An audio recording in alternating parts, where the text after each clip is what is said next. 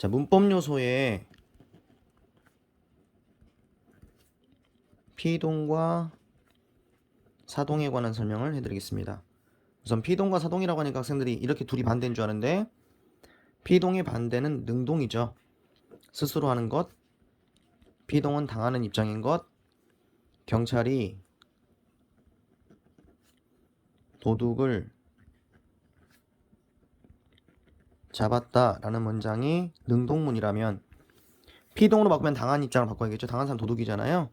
도둑이 경찰에게 잡히었다. 피동으로 바뀌고요. 자, 능동에서 피동 바꿨을 때 변화되는 것.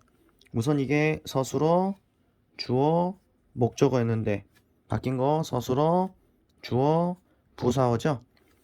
주어가 부사어가 되고 목적어가 주어가 되는. 그리고 서술어는 he라는 접사가 쓰였다.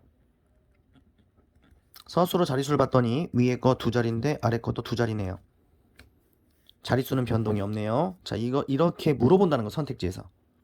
기존의 주어가 부사어로 바뀌었어. 기존의 목적어가 주어로 바뀌었어. 접사를 사용해가지고 피동을 표현하고 있어. 또는 서술어 자릿수가 뭐 두 자릿수로 변화가 없어. 이런 식으로 선택지 나올 수 있다는 겁니다. 그럼 접사를 통해서 피성을 만들어주는 것도 있지만, 문장의 구조에서 서술어의 구조를 바꿔가지고 피동을 만들어줄 때도 있어요. 그래서 우리 피동이라는 것의 피동 표현을 볼 건데, 피동 표현에는 두 가지가 있어요. 파생적 피동과 통사적 피동이 있습니다.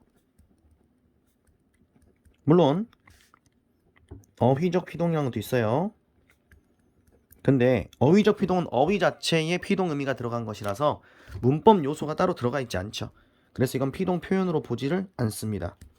이 두 가지만 알고 있으면 된다는 거예요. 그러니까 결론적으로 파생적 피동은 다른 말로 단형 피동이라고도 합니다. 이건 그러면 장형 피동이라 하겠죠. 파생어 만들 때의 파생과 똑같은 말이에요. 즉 접사를 사용해서 피동을 만들어준다는 것인데, 접사가 뭐뭐가 있냐. 피동을 만드는 접사가 이, 히, 리, 기, 그리고 되다라는 접사가 있습니다. 이 되다는 어휘 되다가 아니에요. 문재인이 대통령이 되었다는 문장이 있을 때 그때의 되다는 어휘적 되다입니다. 그러니까 띄어쓰기 하지 않습니까?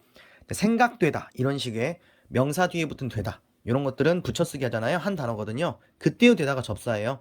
그런 접사를 말합니다. 근데 붙는 방식이 다르죠. 이히리기 같은 경우는 용언의 어간에 결합하죠. 자, 먹다란 말이 있을 때 먹다에다가 히가 붙어서 먹히다 이런 식으로 피동이 만들어지는 거. 근데 되다라는 것은 아까 말한 것처럼 명사나 또는 부사의 어근 뒤에 되다가 붙는 겁니다. 생각되다처럼. 붙는 방식이 약간 달라요. 이렇게 해서 피동을 만들어주는 걸 뭐라 한다? 파생적 피동, 단형 피동이라고 합니다. 통사적은 아까도 말했지만 문장적인 구조를 바꿔준다 했는데, 아어지다 또는 개되다 형식으로 피동을 만들어주는 걸 말합니다. 자, 여기까지는 크게 어려운 파트가 아니에요. 피동 표현에서 어려운 거 뭐냐? 당연히 문제는 이중 피동 문제가 나옵니다. 이중 피동 이중 피동 표현. 이중 피동은 이제 당연히 문법적으로 틀린 거예요. 그래서 이중 피동 문제가 잘 나오는데, 접사만 두 개 붙는 것이 아니라 접사에다가 통사적 피동을 사용해가지고 연달아서 사용하는 방식을 많이 씁니다. 자, 예를 들면 이런 것들 있죠. 믿겨지지 않는다. 이때도 믿기다에 기가 붙었고요. 거기다가 어지다가 또 붙었어요. 그러니까 파생적 피동에다가 통사적 피동을 또 한 번 더한 거죠. 두 번 쓰였기는 이중 피동이기 때문에 안 맞기 때문에 둘 중에 하나를 빼야 됩니다. 믿어지지 않는다 라고 하던가 또는 믿기지 않는다 이런 식으로 해야지 맞는 편이 된다. 이런 것들이 이중 피동이에요. 이중 피동 문제를 푸실 때 유의하실 점이 뭐냐면, 이렇게 접사에다가 통사가 연결되는 경우가 많다 했잖아요. 근데 이 접사란 녀석이 이 피동 접사만 붙어서 나오는 게 아니라 앞으로 배우게 될 이 사동 접사가 붙어가지고 문제가 나오는 경우가 있습니다. 그러면 사동 접사에다가 만약에 어디다나 개 되다 형식의 피동이 붙는다면 이건 틀린 표현이 아니고 맞는 표현이거든요. 자, 예를 들어 가지고 먹히다 말고 먹이다라는 단어가 있어요. 자, 먹이다라는 단어는 사동 표현이거든요. 밥을 먹이다 라고 할 때 쓰이는 먹이다인데 이 사동접사에다가 게 되다를 결합해서 먹이게 되다 이렇게 표현해버리면 이때는 사동에 피동이 붙은 것이기 때문에 틀린 표현이 아닙니다. 근데 학생들은 이가 붙었네, 그리고 게 되다가 붙었네, 이중 피동이구나 라고 문제를 풀어서 오답으로 잘못 찍을 수 있다는 거죠. 그럼 이걸 어떻게 해야 되냐, 뒤에 사동을 설명하고 이제 사실 설명해야 되는데, 사동접사는 이희리기 우구추가 있어요. 당연히 우구추는 시험에 거의 안 나오겠죠. 이희리기에 나이겠죠. 출제자라면 헷갈리게 하기 위해서 그 이희리기의 구분법이 있습니다. 자, 이희리기 구분법을 알려드릴게요.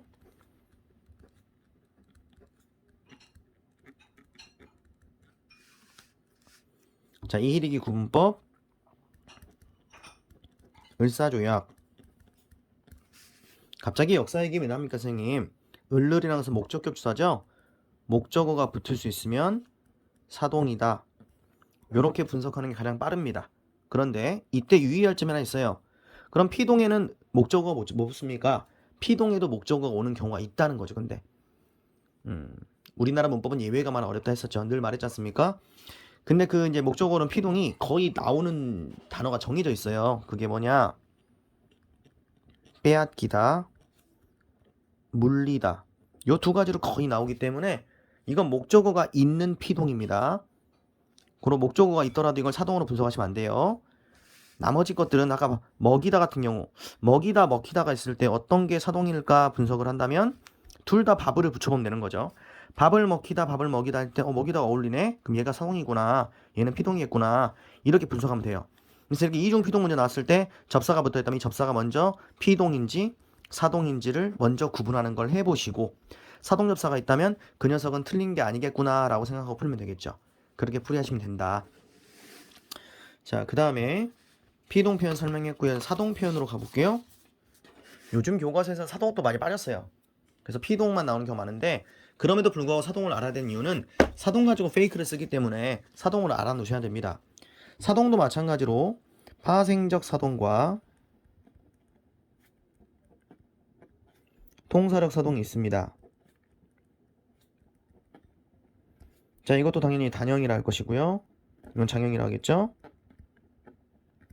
접사에 이, 히, 리, 기, 우, 구, 주가 있고요.